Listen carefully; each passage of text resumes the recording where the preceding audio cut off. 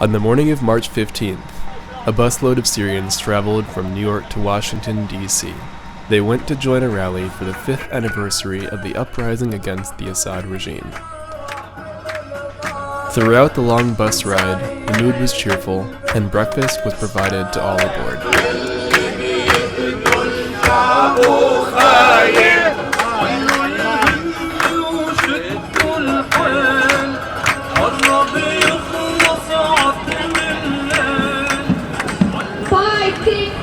The rally started in front of the Lincoln Memorial across from the Washington Monument.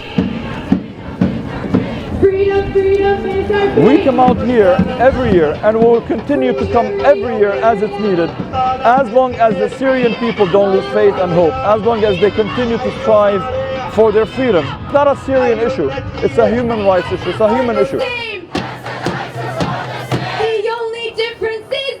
What we protested for from day one in March 2011 to call for a democratic, free Syria, for freedom of the Syrian people, for dignity. Our demands are still there. Despite the war, despite the killings, despite the hundreds of thousands of Syrians that have died, the demands of the Syrian people are still there, and the revolution still continues. As someone who has, media outlets to other Arab countries and to, different news channels and whatever, I didn't see a lot of the things that were shown at these presentations. People give their personal stories and give, actual footage of Syrian land before and after, and, sites of bombings and attacks by the Syrian regime. It's pretty sad. From the first day, Al-Assad was killing the protesters in the protest there, which is peaceful protesters. And Al-Assad also was arrested the civil activists in Syria, and most of them was being killed there.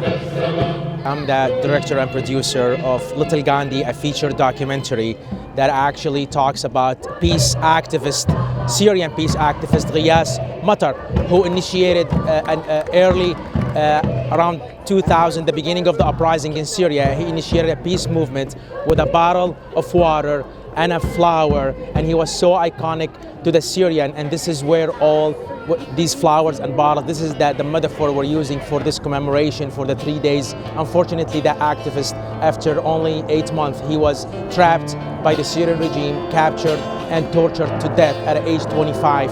This song is for him. He did not die in vain, and this song is called Ready for Peace. Yes, I will march next to you. Yes, in your revolution so true. Yes, where there was fear you broke through. You believed our country would be gone. Yes, you set the place and the hour. Yes, you met the soldiers with flowers. Yes, you brought water to drown. You quenched our thirst and washed away the town.